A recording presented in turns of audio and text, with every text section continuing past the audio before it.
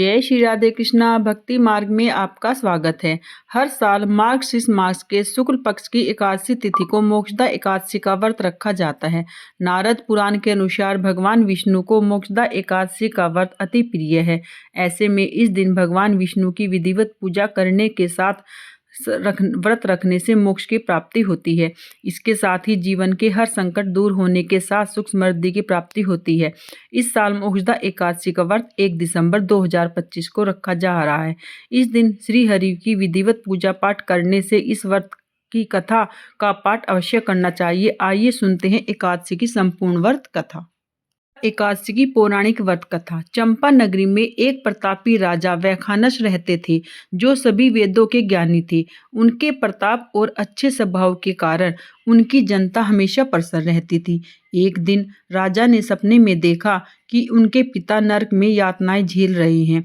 अपने इस सपने के बारे में उन्होंने अपनी पत्नी को बताया और कहा कि मैं यहाँ सुख से हूँ और मेरे पिता को इतना कष्ट है। इस पर राजा की पत्नी ने उन्हें आश्रम में जाने की सलाह दी। राजा जब आश्रम पहुँचे तो उन्होंने कई तपस्वियों को देखा। राजा ने ऋषियों से अपनी बात वहां मौजूद पर्वत मुनि को बताई। राजा ने कहा, पिता ने मुझसे कहा है कि हे पुत्र, मैं नरक में पड़ा हूँ, यहाँ से तुम मुझे मुक्त कराओ। जब से मैंने ये वचन पिता के मुख से सुने हैं, तब से मैं बहुत बेचैन हूँ। मैं बहुत ही अशांत महसूस कर रहा हूँ। मुझे इस राज्य, धन, पुत्र, स्त्री, घोड़े आदि पर कुछ भी सुख प्रतीत नहीं होता है। ऐसे में मैं क्या करूँ? और अपनी परेशानी बताते हुए उन्होंने आंखों से आंसू आने लगे। आगे राजा ने कहा, हे ब्राह्मण देवताओं, इस स्वप्न के कारण इतना कष्ट पहुंच रहा है कि मेरा सारा शरीर जल रहा है। आप कृपया करके कोई तप, दान, व्रत बताएं जिससे मैं अपने पिता को नरक से मुक्त करा सकूं। उस पुत्र का जीवन व्यर्थ जो अपने माता पिता का उद्धार न कर सके। एक उत्तम पुत्र जो अपने माता पिता तथा पूर्वजों का उद्धार करता है, वह 1000 मूर्ख पुत्रों से अच्छा है। तब ब्राह्मणों ने राजा से कहा, हे राजन, यहाँ पास ही भूत, भविष्य, वर्तमान के ज्ञाता पर्वत ऋषि का आश्रम है। आपकी समस्या का हल में जरूर करेंगे। ऐसे में राजा पर्वत ऋषि के आश्रम में पहुंचे। राजा ने आश्रम में देखा कि अनेक शांत चित्त योगी और मुनि तपस्या कर रहे हैं। उसी जगह पर्वत मुनि बैठे थे। राजा ने मुनि को देखते ही उन्हें साष्टांग दंडवत प्रणाम किया। मुनि ने राजा से सांगोपांग कुशल पूछी। राजा ने कहा, महाराज, आपकी कृपया, मेरे राज्य में सब कुशल है, लेकिन अकस्मात मेरे चित्त में अत्यंत अशांति होने लगी है। ऐसा सुनकर पर्वत मुनि ने आंखें बंद की और भूत विचारने लगे।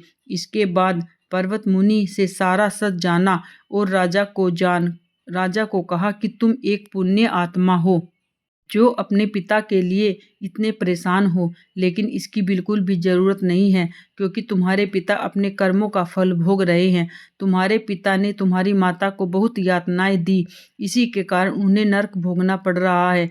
राजा ने मुनि से इस परेशानी का हल पूछा तो मुनि ने कहा कि तुम्हें मोक्षदा एकादशी का व्रत का पालन करना चाहिए।